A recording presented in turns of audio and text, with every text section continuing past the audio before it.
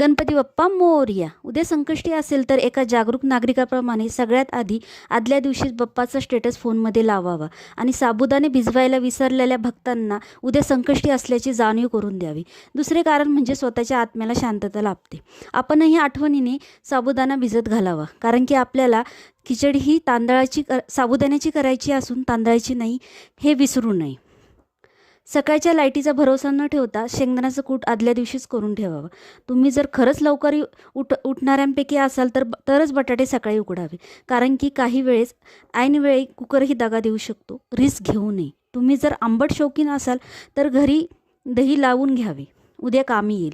उन्हाळ्यात दाखवलेल्या उपवासाचे पदार्थ बनवण्याचे कौशल्य त्याला तेलातून काढून घ्यावे. दारावर येणाऱ्या हारवाल्यावर अवलंबून न राहता आदल्या दिवशीच ऑफिसवरून येताना हार फुले घेऊन यावे.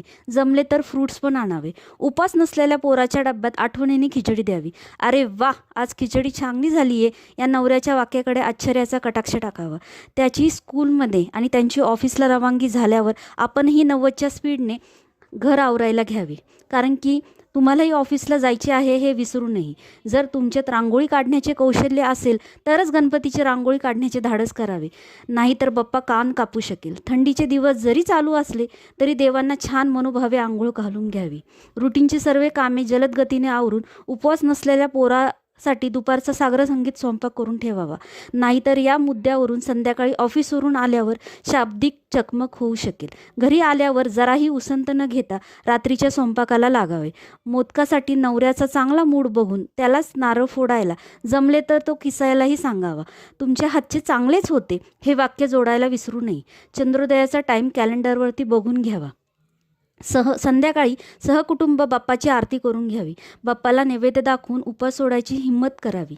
आणि आज उपवास असूनही जेवण जातच नाही हे वाक्य आठवणीने उपवास सोडताना म्हणावे. जमल्यास घराजवळच असलेल्या बाप्पाच्या मंदिरात जाऊन यावे. दिवसभर आलेल्या भाविकांना आशीर्वाद देऊन दमलेल्या बाप्पा तुम्हाला आलेला पाहून नक्कीच खुश होईल, ही खात्री बाळगावी. ही माझी संकष्टीची कहाणी सुपल संपूर्ण झाली. आवडल्यास लाईकचे बटन दाबायला विसरू नये. गणपती बाप्पा मोरया, मंगलमूर्ती मोरया.